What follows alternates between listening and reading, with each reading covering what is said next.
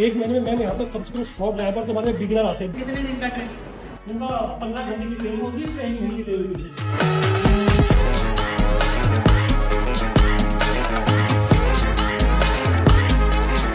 पूरा रीशफल करो, पूरा लेआउट प्लान बनाओ, कहाँ पे क्या लेना है, क्या करना है। बंद होने के कगार से बचा डीटीआई। रेखा गुप्ता के एक फैसले ने बदल दी पूरी कहानी। करीब 1 साल से चल रहा था विवाद। क्या दिल्ली का मशहूर ड्राइविंग ट्रेनिंग इंस्टीट्यूट हमेशा के लिए बंद हो जाएगा? क्या यहाँ बनेगा डीटीसी बस डिपो?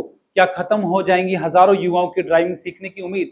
लेकिन 2 जून 2026 को जो हुआ उसने पूरी कहानी बदल दी।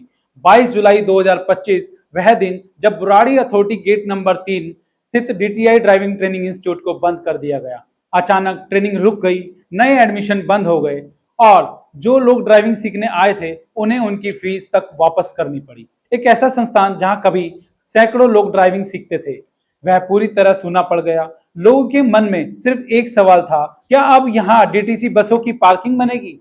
लेकिन हर अंधेरी रात के बाद एक सुबह आती है और डीटीआई के लिए वह सुबह आई 27 फरवरी 2026 को।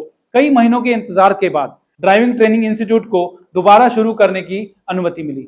एक बार फिर इंजन स्टार्ट हुए, एक बार फिर युवाओं ने स्टीयरिंग संभाले और एक बार फिर उम्मीद लौट आई। और फिर आया 2 जून 2026 का दिन, जब दिल्ली की मुख्यमंत्री रेखा गुप्ता खुद पहुंची बुराड़ी अथॉरिटी गेट नंबर 3 पर। जैसे ही मुख्यमंत्री Rekha Gupta DTI driving training institute पहुंची, सबसे पहले उनकी मुलाकात संस्थान के प्रिंसिपल संतोष जी से हुई।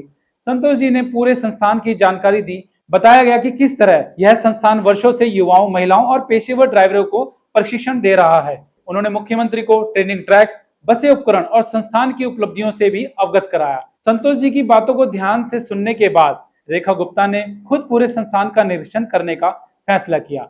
उन्होंने पूरे संस्थान का बारीकी से निरीक्षण किया, ट्रेनिंग बसों को देखा, ड्राइवर उपकरणों को देखा, महिलाओं और पुरुषों के लिए उपलब्ध सुविधाओं को देखा और जो उन्होंने देखा वह उम्मीद से कई बेहतर था। मुख्यमंत्री ने केवल डीटीआई का ही नहीं बल्कि DTO office, vehicle inspection unit, vehicle training institute और ऑटोमेटेड टेस्टिंग स्टेशन यानी एटीएस का भी गहन निरीक्षण किया। निरीक्षण के दौरान रेखा गुप्ता ने अधिकारियों को स्पष्ट रूप से निर्देश दिए कि जनता को मिलने वाली सभी सेवाएं पारदर्शी हों, जवाबदेही सुनिश्चित की जाए और लोगों को बिना किसी परेशानी के सुविधाएं उपलब्ध कराई जाएं। मुख्यमंत्री ने चल रहे निर्माण कार्यों की प्रगति का भी जायजा लिया और अधिकारियों से कहा कि किसी भी परियोजना में देरी बर्दाश्त नहीं की जाएगी। संस्थान परिसर में मौजूद 50 से 60 साल पुराने विशाल पेड़, जो इस जगह को सिर्फ एक ट्रेनिंग सेंटर नहीं बल्कि प्रकृति और विकास का सुंदर संगम बनाते हैं।